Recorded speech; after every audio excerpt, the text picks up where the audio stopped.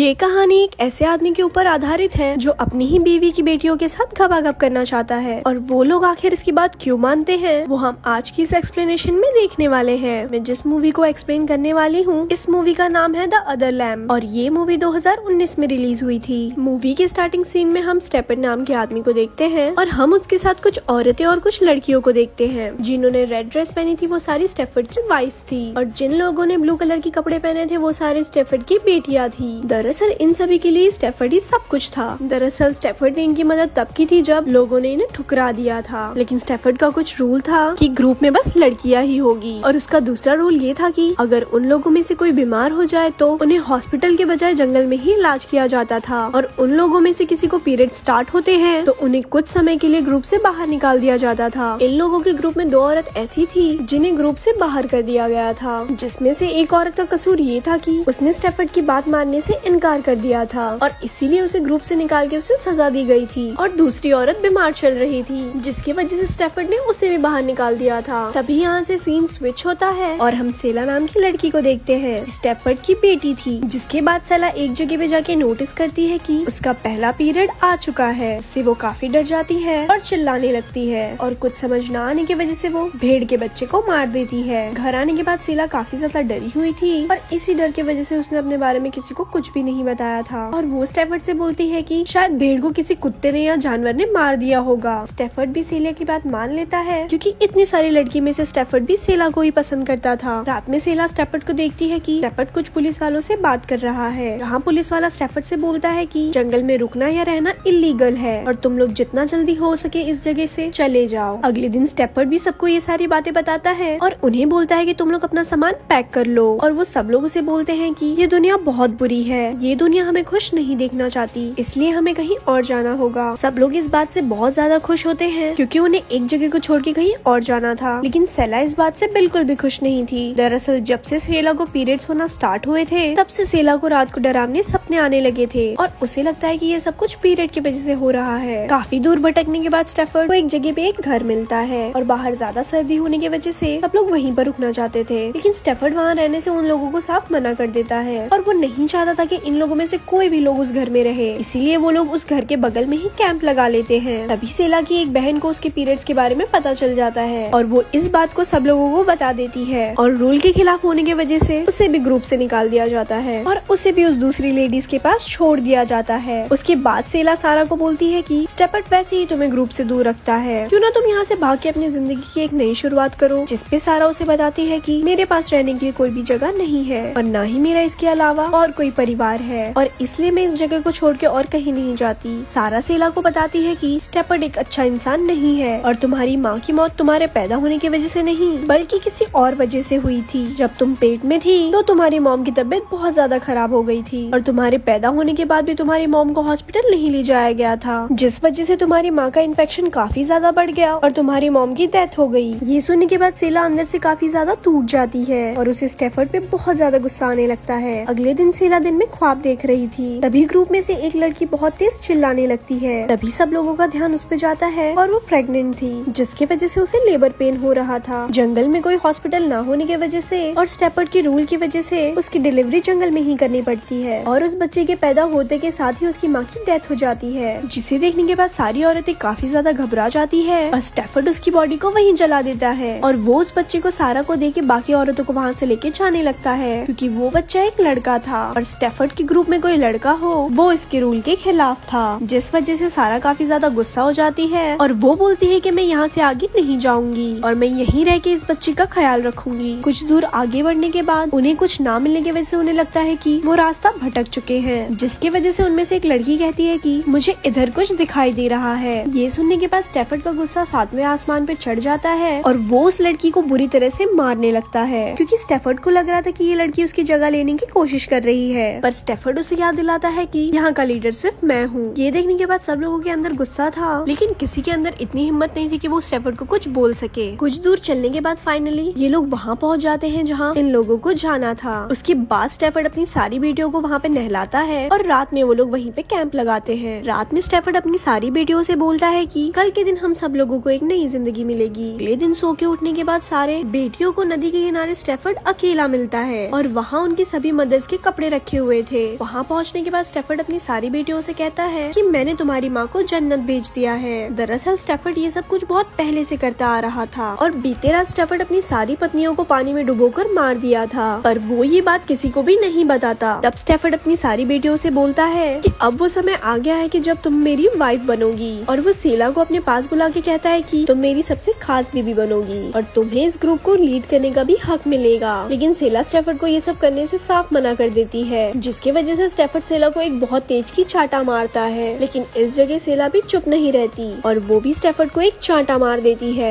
ये देखने के बाद वहाँ खड़ी सारी लड़कियों की हिम्मत बढ़ जाती है और सारी लड़कियां अपनी माओ का मौत का बदला लेने के लिए स्टैफर्ड को भी पानी में डुबोकर मार देती है। ये इंसिडेंट होने के बाद पुलिस को नदी के किनारे बहुत सारी लाश मिलती है और ये सारी वही बॉडीज थी जो स्टैफर्ड की वाइफ थी। दूसरी तरफ पुलिस को स्टैफर्ड की भी लाश मिलती है, क्योंकि उन लड़कियों ने मिलकर अपनी माओ का बदला लेने के लिए स्टैफर्ड को भी जान से मार दिया था। लेकिन स्टैफर्ड की लाश में एक यूनिक चीज थी, उन लड़कियों ने स्टैफर्ड को मार के उसके सर पे एक सिंग लगा दिया था। दैट मीन्स वो ये दर्शाना चाहती थी कि स्टैफर्ड एक इंसान नहीं हैवान था। और कुछ इसी तरह से ये मूवी यहाँ पर खत्म हो जाती है। ऐसी और स्टोरी सुनने के लिए हमारे पेज को लाइक करें। धन्यवाद।